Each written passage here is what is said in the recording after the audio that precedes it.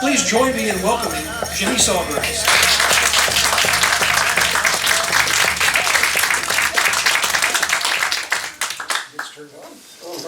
Inste stongo, pahaglosi dogajuktarosi tichara, Muskogee.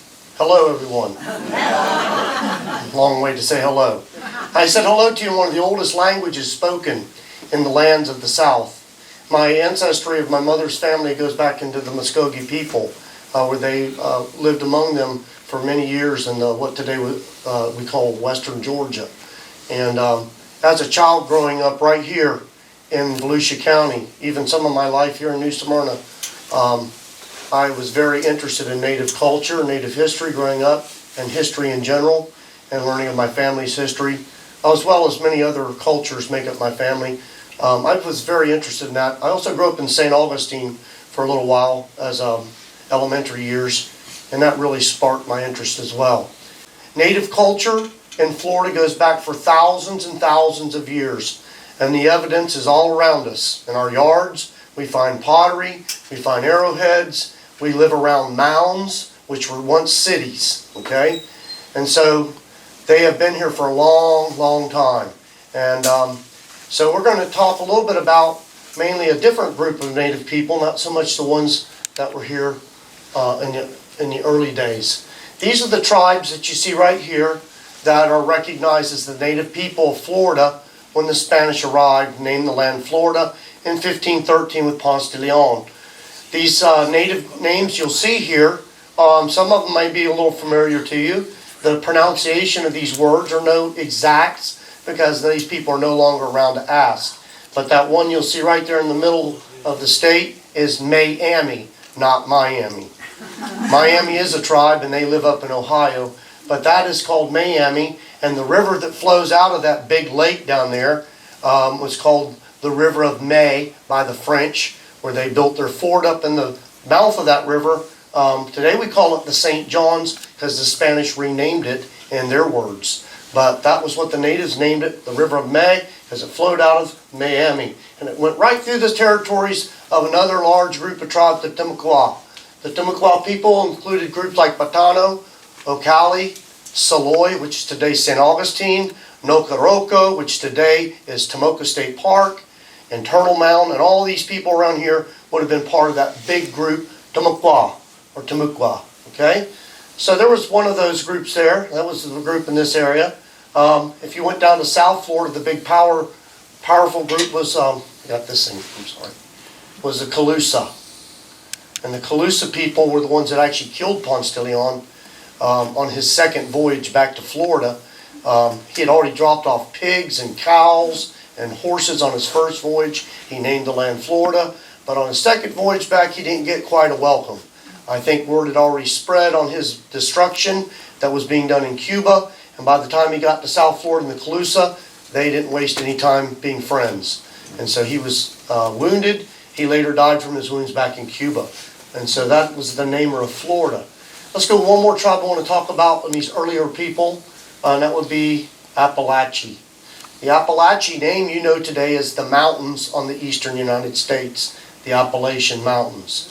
Mistakenly given that name because when the Spaniards and people made maps back then, that word got accidentally written up there, and that was how the name became Appalachian Mountains. And for that matter, how do you think this land became known as America?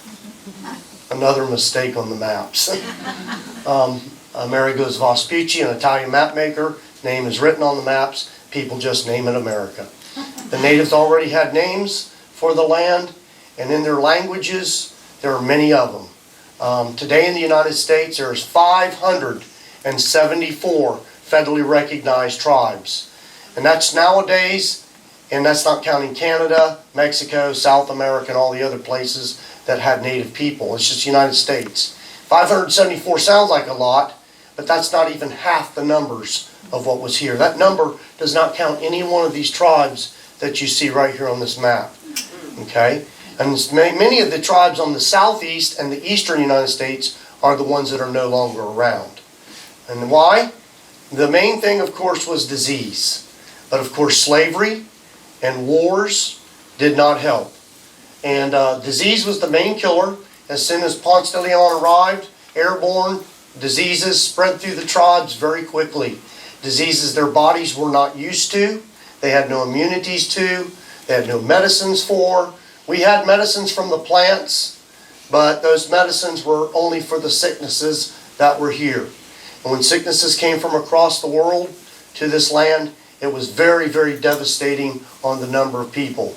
Within 200 years of Ponce de Leon, these tribes will pretty much be gone.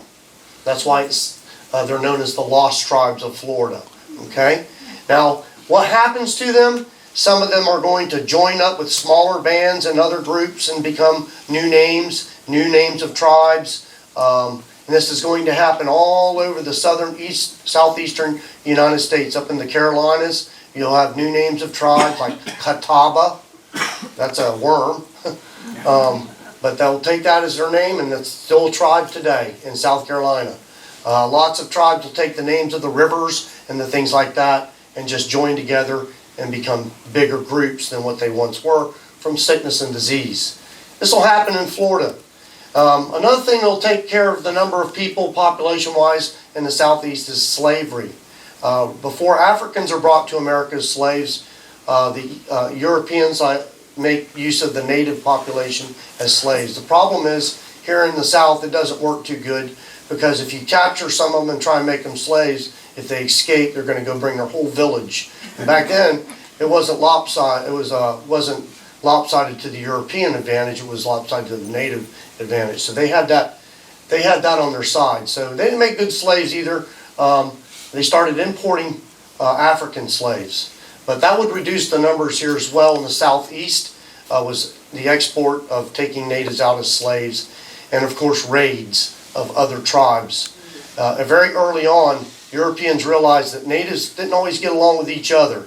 When the French realized it, when the chief tried to get his expedition of musketmen to go with him on a journey, which he didn't realize it was an ambush. They were going into a place where they were getting ready to attack another tribe that were the enemies, and they were being used for their guns.